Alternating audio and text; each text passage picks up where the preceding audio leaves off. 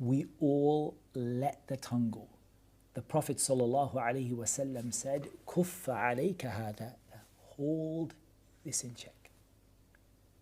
Hold it, keep it in control. Silence it.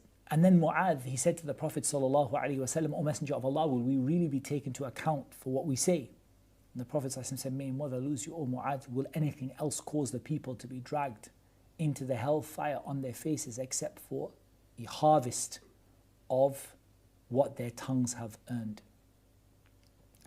This is what causes people to be dragged into Jahannam. So to think about what you say before you say it. And imagine that there was in your mouth a rock.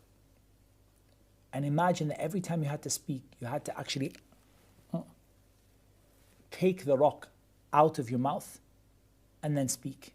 And then put the rock back in. There's a big rock. I had to really take it out and put it back in. In that time, you have time to think, is this really worth taking the rock out of my mouth for? And also try to replace the sab, like the cursing or the shouting, with tasbih.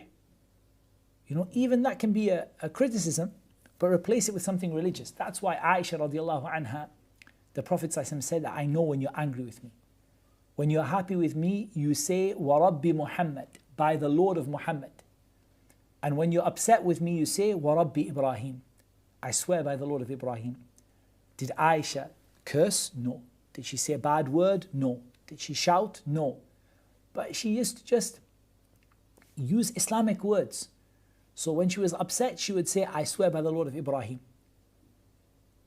And when she was happy with the Prophet ﷺ, she would say, I swear by the Lord of Muhammad. Sallallahu alayhi wa ala alihi wa sahbihi wa sallam. Don't use these bad words and bad language, and instead use the likes of Subhanallah, may Allah correct us, may Allah forgive you, may Allah forgive us both. So, you know, these kind of words, instead of using this, you are this, you are that, and shouting. And also, one bit of advice, when you're upset with somebody, just do one thing. Sleep on it. Or give it a few hours. If you wake up in the morning and it's still important to you, maybe then you could, with hikmah and wisdom, discuss it. But actually, usually within a few minutes, it's not important to you, let alone the next day. So don't allow this to affect you and affect your akhirah and be something that causes you to be dragged into the hellfire. And Allah Azza wa Jalla knows best.